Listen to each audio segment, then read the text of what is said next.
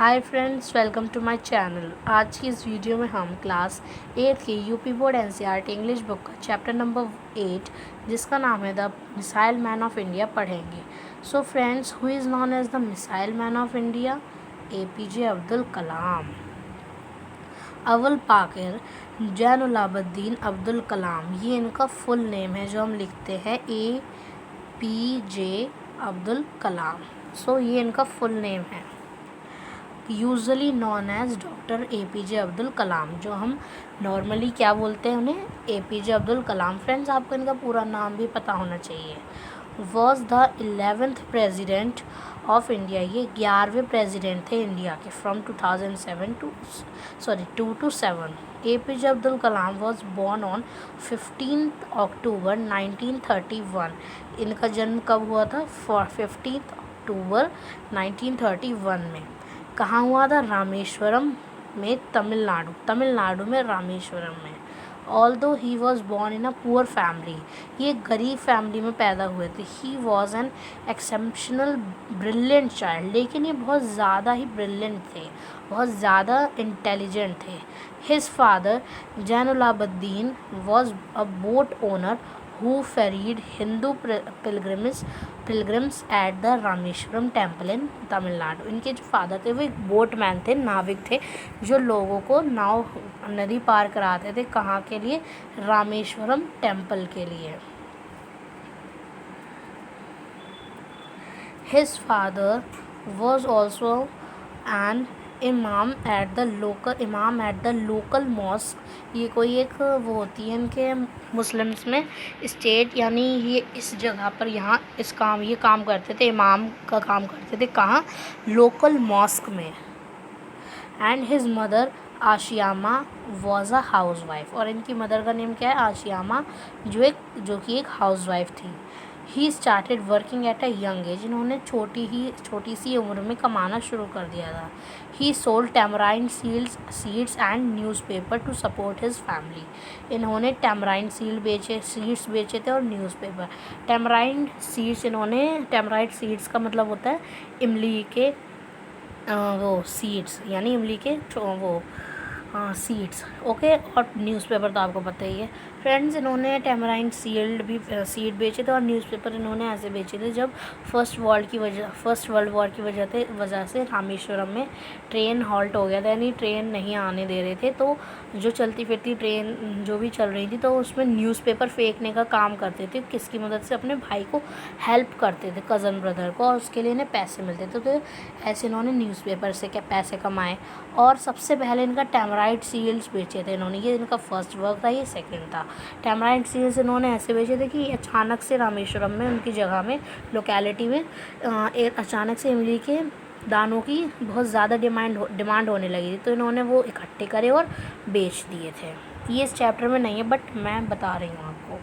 After completing his schooling at Rameswaram elementary school में अपनी schooling complete करने के बाद Kalam went to attend Saint Joseph's college in Tiruchirappalli, ये कोई जगह है वहीं आसपास, वहाँ पर ये गए थे।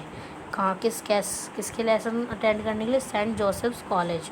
The college was affiliated to university of Madras, वो मद्रास की यूनिवर्सिटी थी। From where he graduated in physics, जहाँ से इन्होंने फ़िज़िक्स की ग्रेजुएशन डिग्री ली थी 1954 में, फ़िज़िक्स की डिग्री ली थी। He specialised in aero engineering from Madras institute of technology, इन्होंने MIT से एरो इंजीनियरिंग की डिग्री हासिल की थी। Doctor APJ Abdul Kalam was a great scientist, ये हमें भी पता है बहुत ग्रेट साइंटिस्ट हैं। He was made the chancellor of institute of space science and technology, ये यहाँ के चांसलर थे, यहाँ पर कोई इनकी पोजीशन है उसका नाम है। He work in defence research and development organisation, ये DRDO में काम करते थे इन 1958 में काम करते थे DRDO में। And then joined Indian Space Research Organisation, then इन्होंने इसरो में काम करना शुरू किया, इन्होंने ज्वाइन कर दिया। कब? 1963 में। He made significant contribution to Indian satellite, इनका काफ़ी योगदान है इंडियन सैटेलाइट्स में। And also the missile programme of DRDO का मिसाइल प्रोग्राम में भी इनका काफ़ी योगदान रहा है। एज अ प्रोजेक्ट डायरेक्टर, ये प्रोजेक्ट डायरेक्टर थे यानी बहुत काफ़ी हाई पोस्ट पे थे of SLV 3rd। He contributed to the development of management of India's first indigenous satellite launch vehicle SLV 3rd in injecting Rohini satellite in orbit to earth. ये रोहिणी जो satellite है India के और वो अर्थ के ऑर्बिट ले रही है वो उसमें, और ये फर्स्ट थी सैटेलाइट, इसमें इनका काफ़ी योगदान था इसमें, ये रोहिणी सैटेलाइट में। His greatest contribution was in the field of missile. इनका ज़्यादातर काफ़ी बड़ा कॉन्ट्रीब्यूशन किस में है? मिसाइल्स में, इसलिए इन्हें मिसाइल मैन ऑफ इंडिया भी कहा जाता है, जो कि हमारे चैप्टर का नेम ही है। अग्नि, पृथ्वी, आकाश, त्रिशूल, एक मिनट देख लेते त्रिशूल ही लिखा है क्या? यस, त्रिशूल and Nag missiles were developed by him.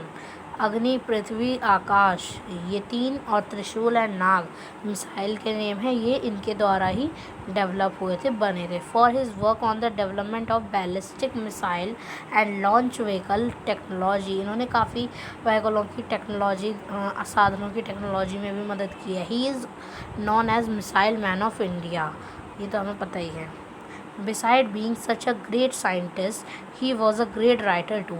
एक अच्छे, एक बढ़िया, एक इंटेलिजेंट साइंटिस्ट होने के बाद भी ये उसके अलावा भी एक राइटर भी बहुत अच्छे थे। He has written many books such as Wings of Fire. इन्होंने काफ़ी बुक्स भी लिखी हैं, जैसे कि हमारे पास कुछ एग्जाम्पल हैं। Wings of Fire, Ignited Minds, Target 3 Billion, turning points, India 2020, ये सारी इनकी बुक्स के नेम हैं, आपको याद होने चाहिए। A vision for the new millennium, यानी एक नए दुनिया की खोज में थे। माई जर्नी, ये भी इनकी बुक का ही नेम है। He has mentioned his dreams by making India's developed country in his book India 2020। India को डेवलप बनाने की इन्होंने किस में लिखी थी? अपनी बुक में इंडिया 2020 वाली बुक में लिखी थी, और a visit for new millennium, और इसमें लिखी थी इंडिया 2020 में, और a vision of new millennium. His advice to youngster of the nation was to dream नए यानी जवान लोगों के लिए उनकी बुक का नेम था dream. Dreams transform into thoughts and thoughts result in action. Dream को अपने दिमाग में लाओ, दिमाग से उन्हें एक्शन में बदलो।